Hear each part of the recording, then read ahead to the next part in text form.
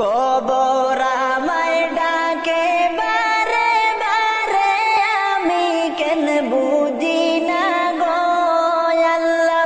আন্ধার ঘরে থাকবো কেমন করে, কবর আমায় ডাকে বারে বারে, আমি কেন বুঝি না গো আল্লাহ।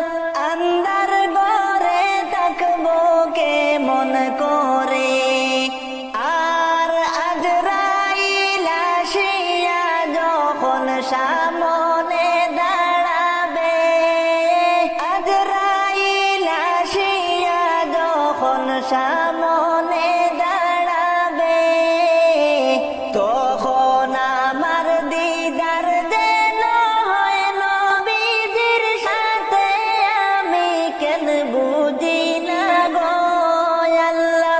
আন্ধার ঘরে থাকবো কেমন করে, কবর আমায় ডাকে বারে বারে, আমি কেন বুঝি না গো আল্লাহ। আন্ধার ঘরে থাকবো কেমন করে, আর মধুর পীড়িত মায়ার বাঁধন রইলাম কিসে পড়ি, মধুর পীড়িত মায়ার বাঁধন রইলাম কিসে পড়ি, মিছে মায়ায় মিছে খায়ায় কিসের বাহার করি, আমি কেন বুঝি না গো আল্লাহ।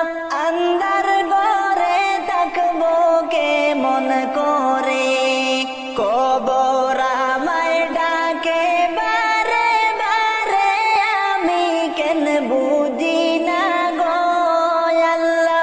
আন্ধার ঘরে থাকবো কেমন করে, আর একে একে গেলা গো সবাই, আইলা না কেউ ফিরি, একে একে গেলা গো সবাই, আইলা না কেউ ফিরি, শিলা কোথায় যাইবা